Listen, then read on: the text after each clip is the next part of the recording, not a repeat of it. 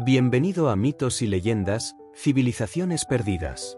Suscríbete y toca la campanita para que YouTube te avise de mis vídeos.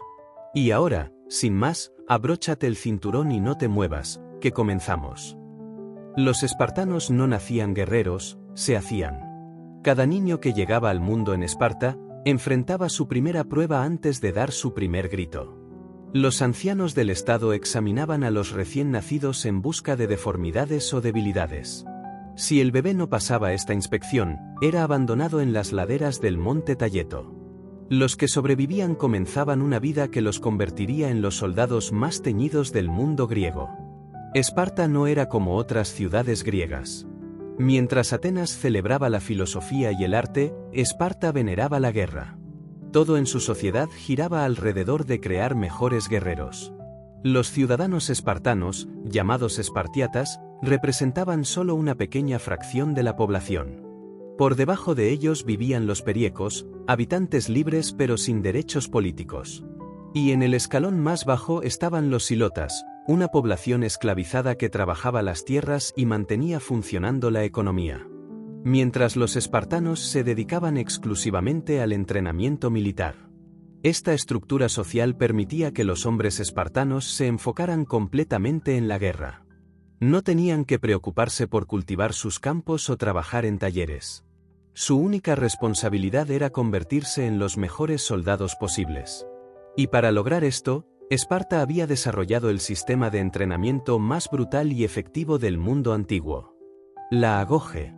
A los 7 años, los niños espartanos eran arrancados de sus hogares. No había despedidas emotivas ni lágrimas de las madres. Los padres entendían que este momento llegaría y que era necesario para el bien de Esparta. Los niños eran llevados a barracas donde vivirían en grupos llamados agelai. Desde el primer día aprendían que ya no eran individuos, sino parte de algo más grande. El entrenamiento comenzaba del inmediato. Los instructores, veteranos curtidos en batalla, no mostraban piedad. Los niños aprendían a leer y escribir, pero solo lo básico. Su verdadera educación consistía en endurecer sus cuerpos y mentes para la guerra. Corrían descalzos por terrenos rocosos hasta que sus pies se volvían duros como cuero. Luchaban entre sí hasta sangrar. Dormían en camas que ellos mismos construían. Vivían en conjuntos del río, sin mantas ni comodidades. La comida era escasa, deliberadamente. Los instructores querían mantener a los niños hambrientos y agresivos. Esta hambre constante los obligaba a desarrollar astucia. Se les enseñaba a robar comida, pero si los atrapaban, los golpeaban severamente. No por robar, sino por ser lo suficientemente torpes como para que los pescaran. Un espartano debía ser sigiloso. Un espartano debía ser fuerte e ingenioso, cualidades esenciales para la supervivencia en campaña. A medida que crecían, el entrenamiento se intensificaba. A los 12 años, los niños recibían solo una túnica al año y debían soportar el frío y el calor sin quejarse. Dejaban de usar sandalias y caminaban descalzos siempre. Se bañaban en el río Eurotas incluso en invierno. Todo estaba diseñado para ellos. Los jóvenes también desarrollaban relaciones con guerreros adultos que actuaban como mentores. Estos hombres mayores los guiaban no solo en técnicas de combate, sino en los valores espartanos. Les enseñaban que la muerte en batalla era preferible a la deshonra. Que un espartano nunca se rendía y que su lealtad pertenecía a la guerra. Primero a Esparta y luego a todo lo demás. A los 18 años, los jóvenes enfrentaban pruebas aún más duras. Algunos participaban en la Criptelia, una institución secreta donde los mejores estudiantes eran enviados solos al campo con solo un cuchillo. Su misión era sobrevivir cazando y matando hilotas que consideraran peligrosos. Esta práctica servía a múltiples propósitos. Eliminaba posibles líderes de rebeliones serpientes. Enseñaba habilidades de supervivencia. Y endurecía a los jóvenes para matar sin remordimientos. A los 20 años, si habían superado todas las pruebas, se convertían en guerreros completos. Pero, incluso entonces, su educación no terminaba. Debían ser aceptados en un sisitia, un grupo de comida comunal donde veteranos de todas las edades comían juntos. Solo cuando eran admitidos en uno de estos grupos podían considerarse verdaderos ciudadanos espartanos. El equipamiento del guerrero espartano reflejaba tanto su estatus como su función. Llevaban el famoso escudo redondo, la aspis, que medía casi 1 metro de diámetro y pesaba alrededor de 7 kilos. Este escudo no era solo para protección personal. En la falange espartana, cada hombre protegía a su compañero de la derecha con su escudo, creando una pared móvil de bronce. Perder el escudo en batalla era la deshonra suprema, porque significaba abandonar no solo tu propia protección, sino la de tus camaradas. Sus madres les entregaban el escudo con las palabras rituales, con el o sobre él. Esto significaba que debían regresar victoriosos llevando su escudo o muertos, transportados sobre él como camilla. No había tercera opción para un espartano. Su armadura consistía en una coraza de bronce que protegía el torso, grebas que cubrían las espinillas y el distintivo casco corintio. Saludos. Que dejaba solo una abertura para los ojos y la boca. Este casco proporcionaba excelente protección, pero limitaba severamente la visión y la audición. Lo que hacía aún más crucial mantener la formación cerrada con los compañeros. El arma principal era la dori, una lanza de 2,5 metros con punta de hierro. Esta lanza estaba perfectamente equilibrada para usar de estocada en combate cerrado. Si se rompía, el guerrero tenía una espada corta llamada sifos como arma secundaria. Pero los espartanos confiaban principalmente en la lanza y en la fuerza de su formación. El aspecto más revolucionario del combate espartano era su formación en falange.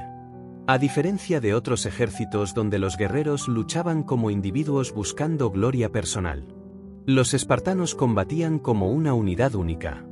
Se formaban en filas apretadas, 8 hombres de profundidad con sus escudos superpuestos, creando una pared casi impenetrable. Las lanzas de las primeras filas se proyectaban hacia adelante, mientras las de atrás esperaban su turno. Esta formación requería disciplina absoluta. Formación. Un solo hombre que rompiera filas o huyera podía destruir toda la línea. Por eso el entrenamiento espartano enfatizaba tanto la cohesión de grupo y la supresión del instinto individual de supervivencia.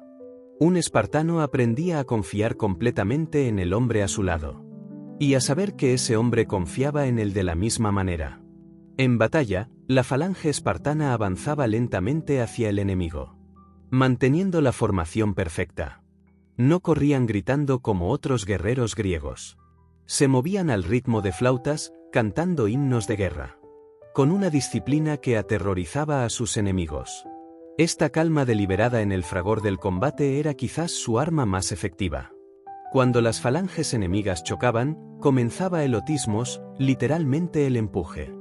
Los hombres de las filas traseras empujaban físicamente a los de adelante, creando una presión enorme contra el enemigo. Era un combate brutal donde los guerreros luchaban cara a cara, tratando de encontrar una abertura para clavar sus lanzas en la garganta o el rostro del oponente. Los espartanos demostraron su efectividad en innumerables batallas a lo largo de 3 años. Siglos. Durante las guerras mesénicas del siglo VII a.C., conquistaron y esclavizaron a sus vecinos, estableciendo el sistema de inlotas que les permitiría dedicarse completamente a la guerra. En estas campañas prolongadas, los espartanos perfeccionaron su arte militar y desarrollaron la reputación que los haría legendarios. Pero fue durante las guerras médicas cuando los espartanos alcanzaron la inmortalidad histórica. En el año 490 a.C., cuando los persas invadieron Grecia por primera vez, los espartanos no pudieron participar en la batalla de Maratón debido a un festival religioso. Los atenienses tuvieron que enfrentar solos a los invasores, aunque salieron victoriosos. 10 años después, cuando Jerjes lanzó su invasión masiva, los espartanos estuvieron listos.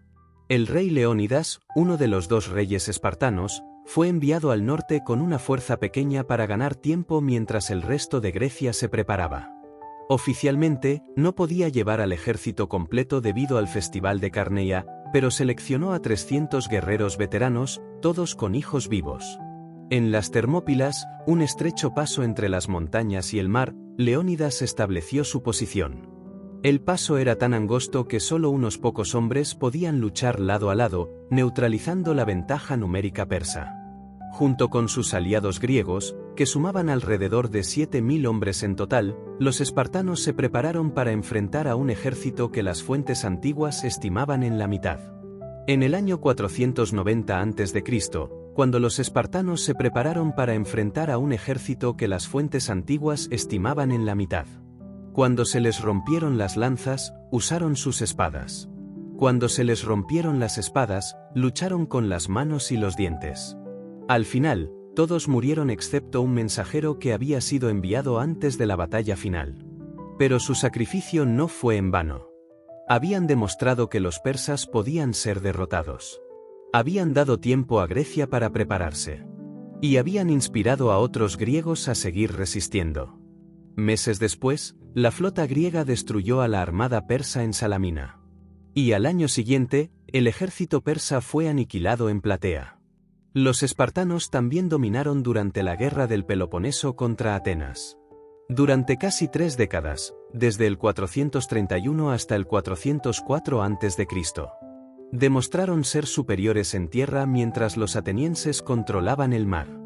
En batallas como Anfípolis y Mantinea, los espartanos aplastaron a sus enemigos con la misma disciplina implacable que habían mostrado contra los persas. Su supremacía militar parecía inquebrantable hasta el año 371 a.C., cuando se enfrentaron a los tebanos en Leuctra. El general tebano Epaminondas había estudiado cuidadosamente la táctica espartana y desarrolló una respuesta brillante. En lugar de enfrentar la falange espartana de frente, concentró sus mejores torres. Atacó a sus tropas en un ala y atacó en diagonal, rompiendo la línea espartana por primera vez en siglos. Esa derrota marcó el fin de la hegemonía espartana, pero no de su reputación. Incluso cuando su poder declinó, otros griegos seguían considerando a un espartano como equivalente a varios guerreros ordinarios. Su sistema de entrenamiento y su disciplina militar siguieron siendo el estándar contra el cual se medían todos los demás soldados. Los espartanos también desarrollaron un código de honor único. La cobardía era el peor pecado posible. Un guerrero que abandonaba su posición en batalla era marcado como tresas, un cobarde, y se convertía en paria social. Tenía que vestir ropas diferentes. No podía casarse ni participar en festivales religiosos. Muchos preferían el suicidio a vivir con esa deshonra. Por el contrario, morir en batalla era la gloria suprema. Las madres espartanas criaban a sus hijos sabiendo que probablemente morirían luchando, y consideraban esto un honor. Cuando un guerrero caía en combate, su nombre se inscribía en una estela y su memoria era honrada para siempre. Los que sobrevivían a las batallas a menudo enfrentaban sospechas, especialmente si eran los únicos supervivientes de una unidad aniquilada. Esta mentalidad creó soldados que literalmente no conocían el miedo. No porque fueran incapaces de sentirlo, sino porque habían sido condicionados desde la infancia a valorar el honor por encima de la vida. Un espartano sabía que prefería morir antes que vivir como cobarde. Y sus enemigos lo sabían también. El impacto de los espartanos se extendió mucho más allá del campo de batalla. Su disciplina y dedicación se convirtieron en un esplendor para los soldados. Y sus enemigos lo sabían también. Los espartanos se convirtieron en un ideal que otras culturas trataron de emular. Los romanos, en particular, admiraban la virtud militar espartana. Y adoptaron muchos de sus métodos de entrenamiento. Incluso hoy, la palabra espartano evoca imágenes de disciplina, sacrificio y excelencia militar. Pero los espartanos reales eran más complejos que el estereotipo popular. No eran máquinas de matar sin emociones. Tenían familias que amaban, amistades profundas forjadas en el entrenamiento y la batalla. Y un sentido del humor distintivo. Su famoso laconismo, la tendencia a hablar con pocas palabras pero gran impacto, reflejaba no solo eficiencia militar, sino una cultura que valoraba la sustancia por encima de la forma. También fueron innovadores tácticos. Desarrollaron técnicas de combate que influyeron en la guerra durante la guerra. Infantería pesada hasta la época romana. Sus métodos de entrenamiento establecieron principios que los ejércitos modernos aún utilizan. disciplina de grupo, lealtad de unidad y preparación física extrema. Sin embargo, el sistema espartano también tenía debilidades fundamentales. Su dependencia de la esclavitud de los silotas creaba vulnerabilidades internas. Su población ciudadana era pequeña y disminuía constantemente debido a las bajas de guerra y los estrictos requisitos para la ciudadanía. Su resistencia al cambio los dejó eventualmente obsoletos cuando la guerra evolucionó más allá de la falange o plita tradicional. Al final, los espartanos fueron víctimas de su propio éxito. Su sistema produjo los mejores soldados del mundo griego, pero a un costo social y demográfico que no podían sostener indefinidamente. Cuando las circunstancias cambiaron y necesitaron adaptarse. 4. Descubrieron que su cultura era demasiado rígida para evolucionar. Pero durante sus 3 siglos de dominio, los espartanos establecieron un estándar de excedencia militar que nunca ha sido superado. Eran soldados que habían dedicado literalmente toda su vida a perfeccionar su arte. Desde los 7 años hasta los 60, cada día se centraba en convertirse en mejores guerreros. El resultado fue una fuerza militar que, hombre por hombre, no tenía igual en el mundo antiguo. Los espartanos reales no eran los superhombres fantásticos de las películas modernas. Eran seres humanos que habían sido moldeados por el sistema más intenso de entrenamiento militar jamás concebido. ¿Qué haría? Su fuerza no venía de poderes sobrehumanos sino de disciplina sobrehumana, de una voluntad inquebrantable forjada a través de décadas de preparación.